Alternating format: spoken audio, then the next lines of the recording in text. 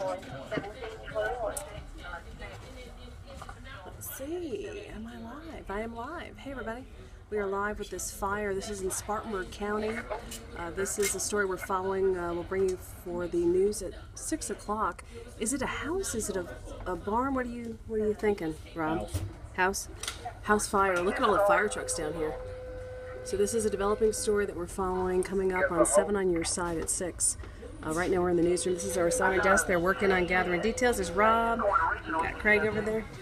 Yes, sir. This is Craig with WSPA News 7 in Spartanburg. So there we are, behind the scenes, watching this fire burn. Air 7 is over it, as you can imagine. Our helicopter is on scene. But this is coming up at 6 o'clock, 7 on your side, live here on the assignment desk, waiting to start the news at 6. We probably will update this within our 5:30 show as well, so turn on 7, hashtag turn on 7, and check out our breaking news.